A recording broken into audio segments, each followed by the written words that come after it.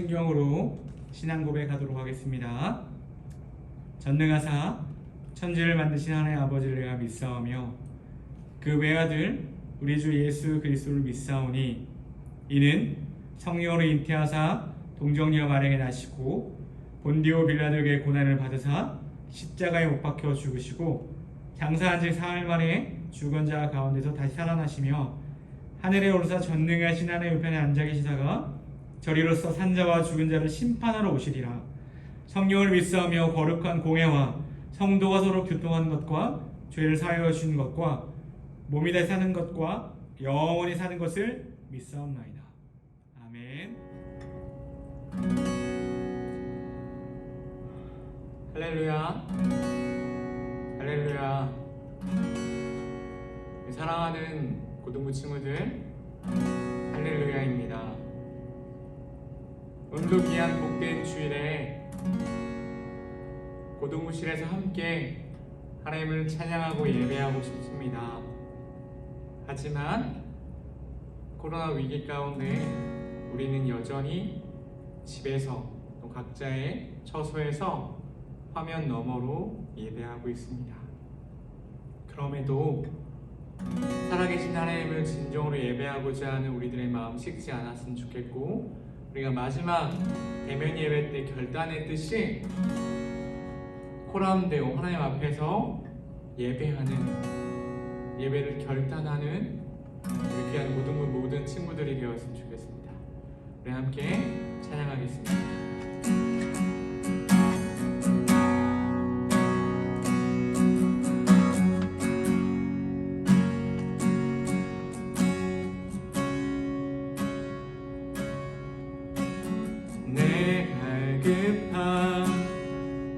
어느 것으로 채울 수 없는 내 갈급함, 상한 나의 심령에 내 갈급함, 부르짖는 소리들에 솟아 내 갈급함, 주의 음성 들리네. 네, 한 번 더 고백합니다.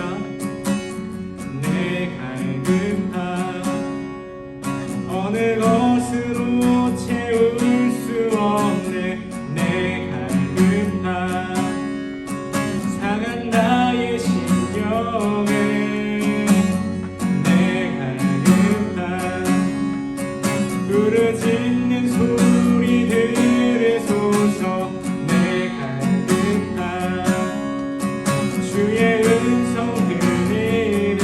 내게로 나오라. 내게로 나오라. 영원히 목마름 전혀 없으니 내게로 나오라. 가까이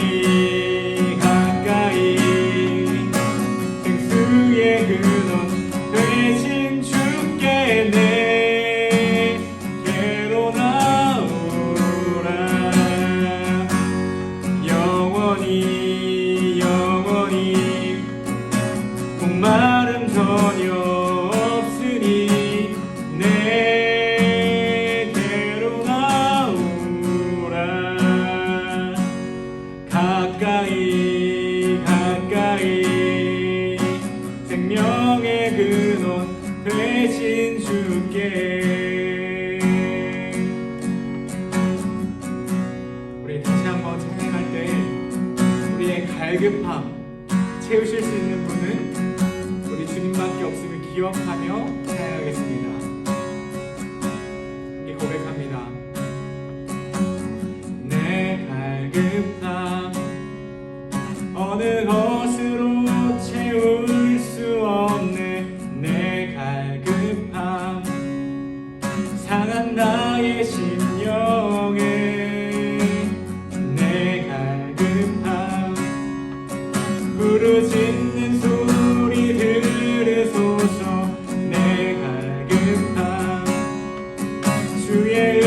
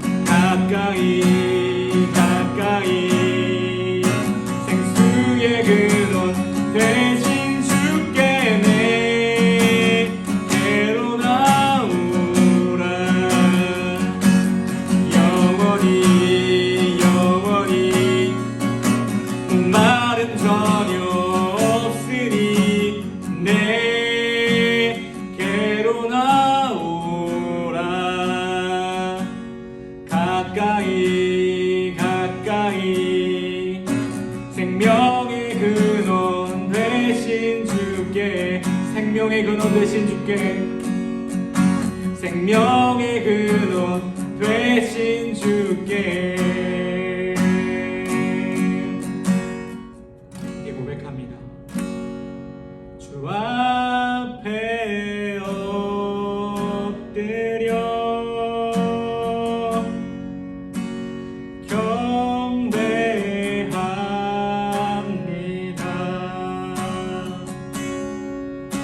온전한 예배 내 맘의 예배 내 모든 것 받기 합당하신 분 주 앞에 엎드려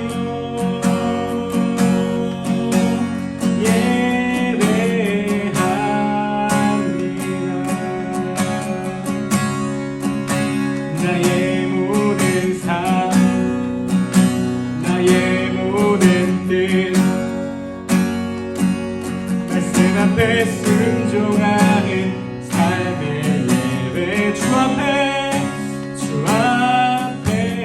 엎드려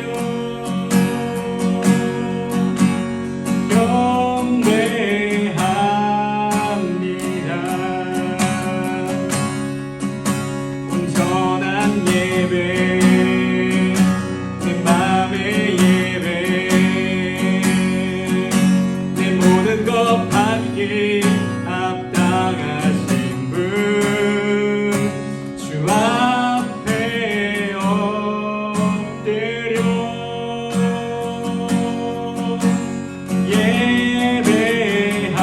예배합니다. 나의 모든 삶 나의 모든 뜻 말씀 앞에 순종하는 삶의 예배 우리 한 번 더 고백합니다.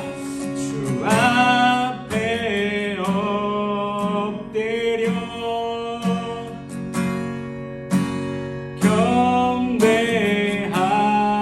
경배합니다. 온전한 예배 내 맘의 예배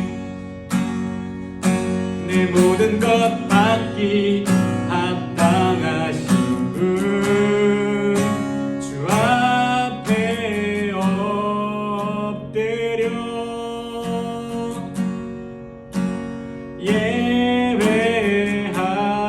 예배합니다. 나의 모든 삶 나의 모든 뜻 말씀 앞에 순종하는 삶의 예배 드리길 원하네. 기도하면 좋겠습니다. 예배를 우리 기도했으면 좋겠는데요.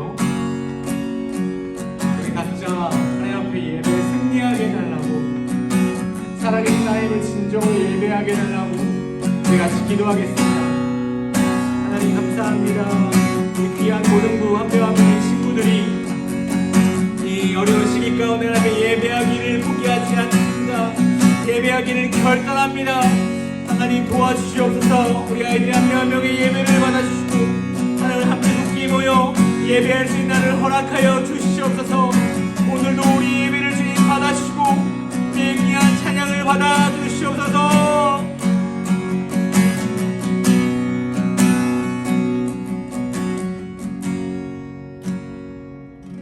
샬롬 고등부 친구들 안녕하십니까?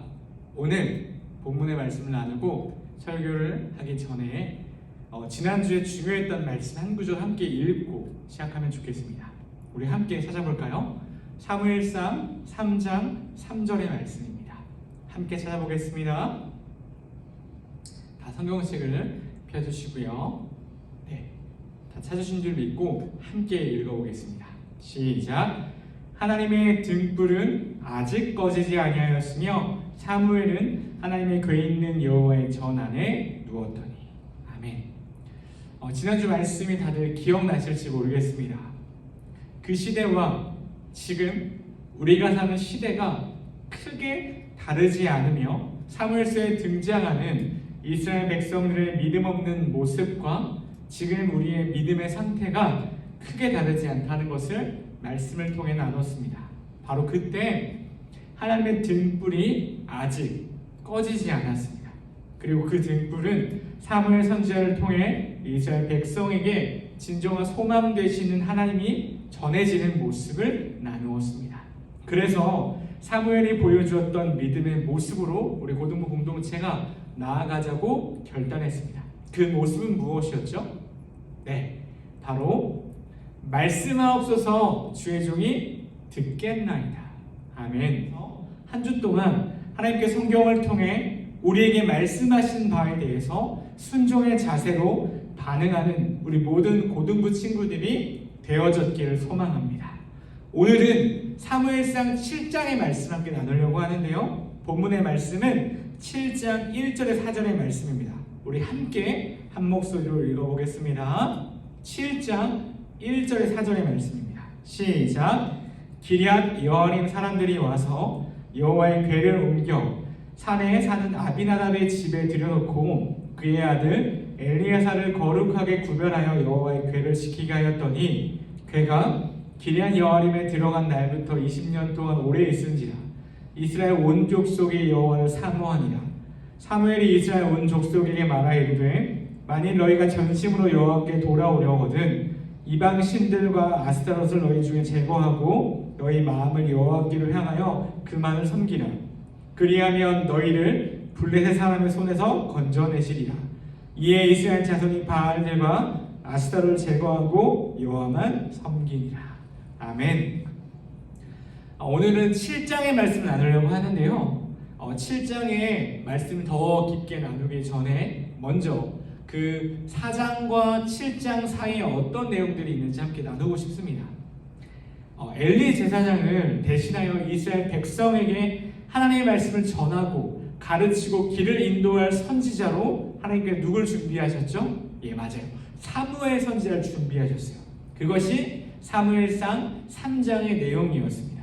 하지만 여전히 이스라엘의 영적 기상도는 맑음이에요, 흐림이에요? 흐림이에요, 흐림. 너무 흐림. 사무엘상 4장이 시작되자마자 블레셋 사람들에게 언약궤를 빼앗기는 사건이 등장합니다. 블레셋 민족은 이방 민족으로서 가나안에 사는 사람들이었어요. 가나안 땅을 정복해야 했던 이스라엘 민족에게 적이었고 하나님의 명령이 꼭 없애야 하는 민족이었어요. 그런데 동시에 하나님이 불순종하고 타락한 이스라엘 백성을 다시 하나님에게로 돌아오게 하는데 사용하신 하나님의 회초리였어요. 그래서 사무엘상에 계속 블레셋 관한 이야기가 나오는데 블레셋이 자꾸 이스라엘을 괴롭히는 장면이 자꾸 등장합니다. 왜냐하면 이스라엘의 죄 때문에 하나님에 대한 배반 때문에 그렇게 하나님을 사용하시는 거죠. 그 블레셋과 전쟁을 하게 된 이스라엘 백성은 오늘 언약궤를 그 민족에게 빼앗기게 됩니다. 하나님의 언약궤, 조금 어렵게 들리지요? 쉽게 이야기해 보겠습니다. 하나님의 언약이 담겨있는 궤, 즉 상자라고 보시면 돼요. 이 언약궤 안에는 10계명의 두 돌판이 담겨 있습니다.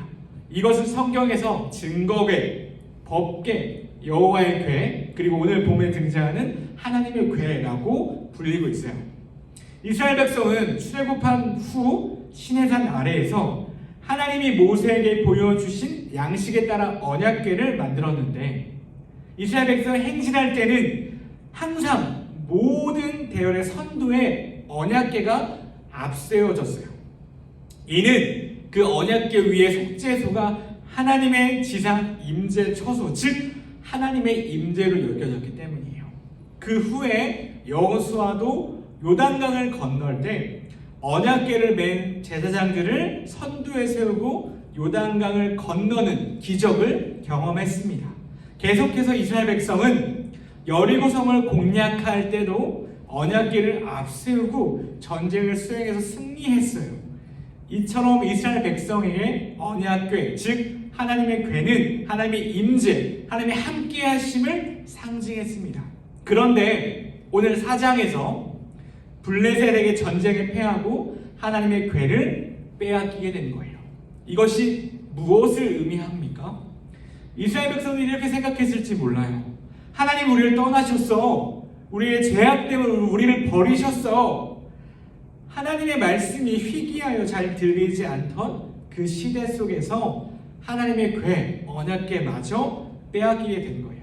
우리 사무엘상 4장 11절의 말씀 찾아볼게요. 사무엘상 4장 11절의 말씀 함께 읽겠습니다. 시작. 하나님의 궤는 빼앗겼고 엘리의 두 아들 홈니와 비느하스는 죽임을 당하였더라.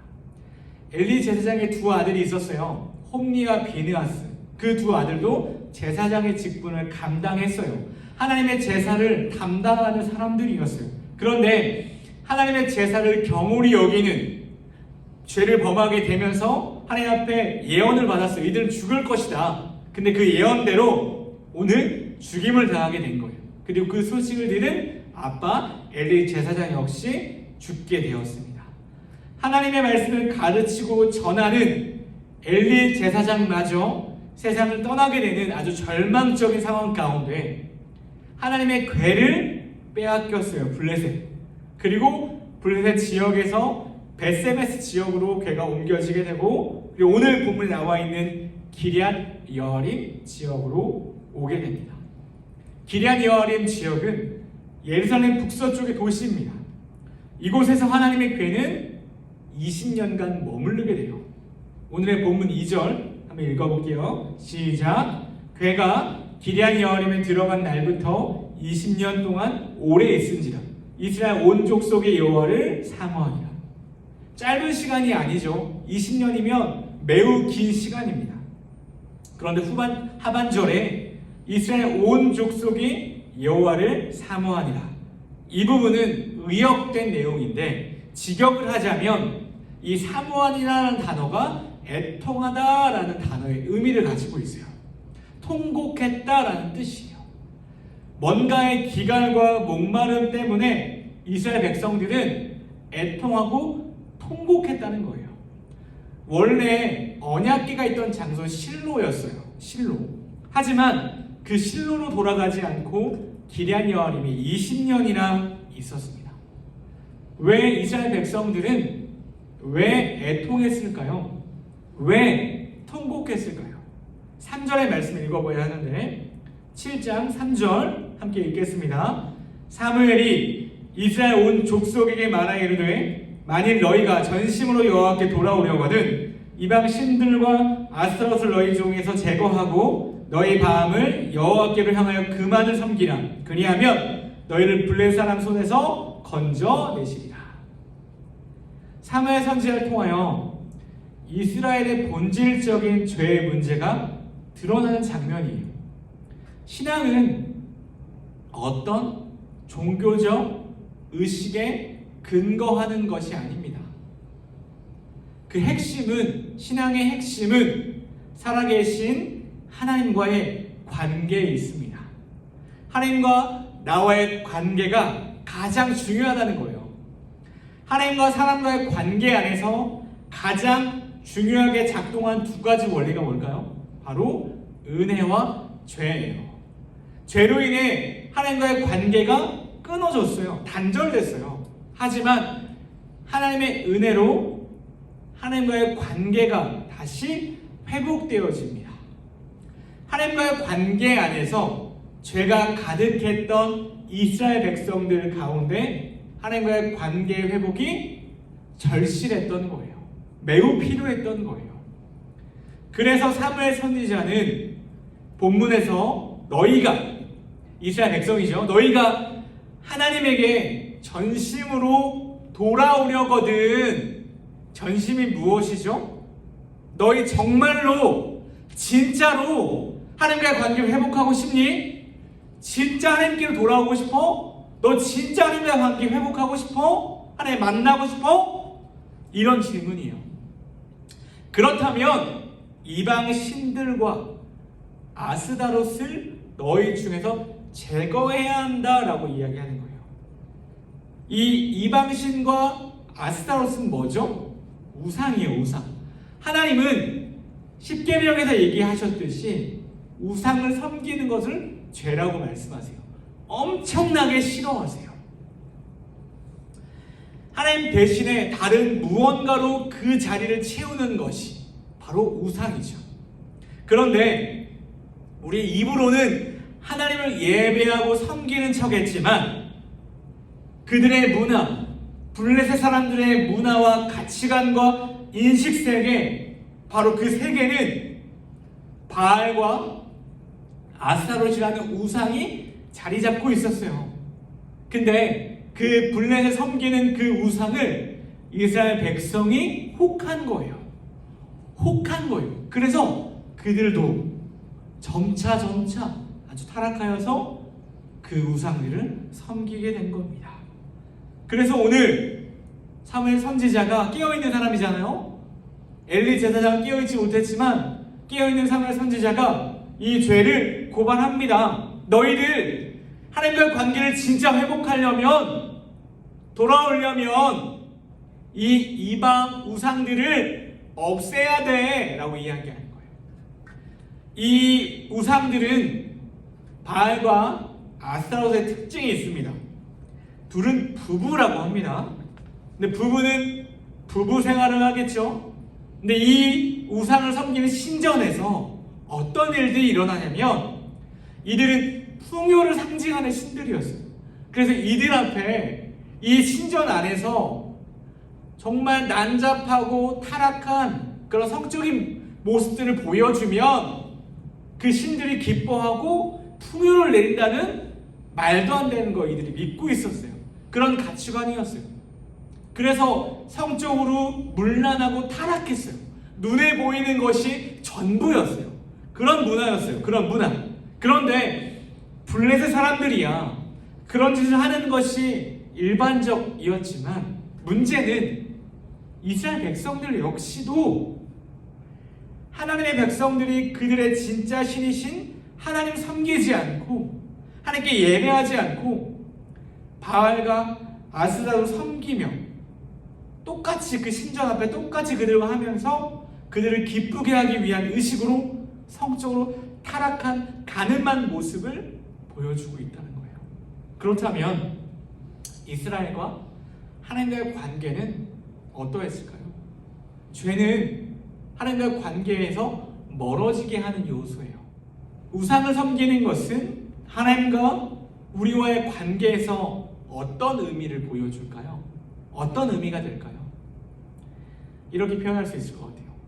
어떤 남자와 어떤 여자가 사랑에 빠지게 되었습니다. 그들은 너무너무 서로를 사랑했어요. 죽고 못 산 사이였어요. 둘이 시간을 보내면 시간 가는 줄 모르고 그 시간이 아주 짧게만 느껴지고 행복하게 느껴졌어요. 두 사람의 눈에서는 깨가 막 쏟아집니다. 주변은 어둡고 그림자처럼 보이지만 서로는 빛이 나는 것처럼만 보여요. 마치 영화 속의 한 장면 같아요. 그렇게 그들은 사랑으로 결혼을 하게 됩니다. 부부의 연을 맺고 3년의 시간이 흘러가게 돼요. 그런데 그 부부를 요즘 들여다보면 예전의 모습은 온데간데 없어 보여요. 남자는 여자에게 차갑게 말하고 여자의 반응 앞에 시큰둥하게 반응합니다. 예전 같으면 작은 거 얘기해도 오 자기야 그랬어? 아 그랬어? 라고 반응했는데 지금은 어떤 말을 하고 크게 반응하지 않아요. 같이 밥을 먹는 식탁에서도 밥만 먹고 아무런 대화가 오고 가지 않습니다. 예전에는 서로 사랑해서 대화하고 싶어서 밥 먹는 시간이 1시간 넘게 걸렸는데요. 요즘에는 10분도 채 걸리지 않게 밥을 다 먹어요. 밥만 먹기 때문이에요. 대화하지 않고.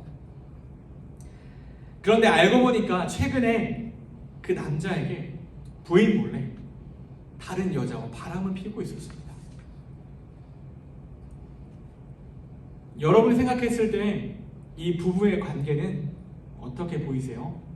제가 만들어낸 이야기입니다만 두 부부의 관계가 좋아 보입니까? 부부의 연을 맺고 결혼 서약을 한 그 서약을 배반했나요? 배반하지 않았나요? 결혼 서약은 이런 서약을 하죠. 내가 당신을 죽을 때까지 사랑하겠습니다. 하나님과 이 증인들 앞에서 선서합니다. 선언합니다라고 고백해요. 근데 바로 그 신뢰와 약속을 다 깨진 거예요. 관계가 깨진 거예요. 우리가 우상을 섬긴다는 것은 바로 이와 같아요. 오늘 본문 3절이 그런 이스라엘 백성들에게 사무엘이 아주 강하게 촉구하는 장면이에요. 너희들 하나님과 관계를 회복해야 돼. 너희들 하나님께 돌아와야 돼. 그러기 위해서는 우상을 끊어야 돼. 라고 이야기하는 거예요. 하나님의 언약궤는 돌아왔어요. 그런데 여전히 궤만 돌아왔지 하나님과의 관계 앞에서 진정한 회개를 하지 않은 이스라엘 백성들과 하나님의 관계는 아직 풀리지 않은 거지. 아직 무언가 풀어야 될 것이 있는 거예요. 법궤가 돌아왔음에도 불구하고 여전히 블레셋이 섬기던 가나안 지방의 우상 바알과 아스타롯 여전히 섬기고 있었던 거예요. 그걸 끊어내라. 우리는 하나님과 우상을 함께 섬길 때가 많아요. 그런데 함께 섬길 수가 없어요. 우리는 오늘 본문처럼 하나님만 섬겨야 합니다. 하나님의 백성들, 하나님의 자녀들이기 때문에 그래요. 사무엘 선지자가 이스라엘 백성에게 촉구한 그 회개, 돌아오라, 끊어내라. 그 회개는 무엇일까요? 회개는 윤리적, 도덕적인 개념으로 접근해서는 안 돼요. 그냥 예배 때 잠깐 하는 기도처럼 지나가서 더더욱 안 돼요. 회개는 반드시 하나님과의 관계의 회복의 그 주안점을 두어야 합니다. 하나님께 돌아오는 거예요. 하나님과 관계가 회복되는 거예요. 이스라엘 백성이 하나님께 돌아가기 위해서 가장 먼저 해야 할 일이 무엇이었죠? 바로 우상을 제거하는 일이었어요. 더 이상 두 집 살림을 차릴 수 없는 거예요. 더 이상 아내를 두고 다른 여자를 만나서는 안 되는 거예요. 사전의 말씀입니다. 이에 이스라엘 자손이 바알들과 아스타롯을 제거하고 여호와만 섬기니라. 오늘 본문에서 보았던 이스라엘 백성들이 하나님만을 섬기는 것이 아닌 바알과 아스타를 섬기고 그들의 가치관, 삶의 가치관으로 살아갔다면 저와 여러분은 하나님만을 섬기고 있습니까? 아니면 하나님도 섬기는 척하는 모습을 보이면서 이 세상의 가치관으로 삶의 우선순위를 정하고 삶의 결정들을 해나가고 있습니까? 우리는 이걸 돌아봐야 돼요. 오늘 말씀을 통해 내 삶에 어떠한 가치관을 나는 살아가고 있는지를 돌아봐야 돼요. 만약에 이스라엘 백성처럼 우리 안에 이 땅의 가치관, 이 세상의 가치관, 우상으로 살아간다면 우리는 돌아가야 돼요. 관계가 깨진 거라니까요. 하나님과 관계 깨지면 망하는 거예요. 우리에게 제일 중요한 게 하나님의 관계거든요. 이 관계를 붙잡아야 돼요. 우리는 하나님만 섬기고 그분을 예배하기 위해 부름받은 자들이에요. 이걸 잊으면 안 돼요. 다른 것에 시선을 빼앗기면 안 돼요. 한 곳만 바라봐야 돼요. 제가 한 줄 살면서 참 많이 바빴어요. 학업도 하고 또 사역의 준비도 하고 또 공부도 하고 다양한 것들, 가정도 돌보고 저 아이도 키워야 되고 너무너무 바빴어요. 근데 기도하다가 그런 생각이 들었어요. 제가 삶 가운데 바쁜 일을 가장 먼저 처리하고 있는 거예요. 물론 그게 나쁜 게 아니죠. 바쁜 일이니까, 급한 일이니까. 근데 그래서 제일 중요하고 우선되어져야 될 하나님과 관계 앞에 기도하는 일에 점점 멀리 있다가 나중에 언젠가 미뤄두고 있는 모습을 보게 됐어요. 그때 아차 싶었어요. 저와 여러분들은 급하고 바쁜 일을 먼저 처리하기보다 우리 인생에서 가장 중요한 일을 먼저 할 수 있는 믿음의 분별력을 가졌으면 좋겠습니다. 우리 함께 기도하겠습니다. 하나님 감사합니다. 우리가 이 땅의 가치관, 이 땅의 우상으로 살게 하지 않게 하여 주시고 오직 하나님의 가치관, 하나님만을 바라보며 살아가는 고등부 공동체가 될 수 있도록 도와주시옵소서. 오늘 말씀처럼 너희가 전심으로 하나님에게 돌아가려거든, 하나님께 관계 회복하고 싶거든, 우리 안에 있는 우상을 제거하고 진정한 회개의 모습으로 나아가서 하나님과의 관계 회복을 맛보고 경험할 수 있는 우리 고등부 공동체가 될 수 있도록 도와주시옵소서. 감사드리며 예수님의 이름으로 기도드립니다. 아멘. 하늘에 계신 우리 아버지여, 이름이 거룩히 여김을 받으시오며 나라가 임하시오며 뜻이 하늘에서 이루어진 것 같이 땅에서도 이루어지이다. 오늘 우리에게 일용할 양식을 주시옵고 우리가 우리에게 죄 진 자를 사하여 준 것 같이 우리의 죄를 사하여 주시옵고 우리를 시험에 들게 하지 마시옵고 다만 악에서 구하시옵소서. 나라와 권세와 영광의 아버지께 영원히 있사옵나이다. 아멘.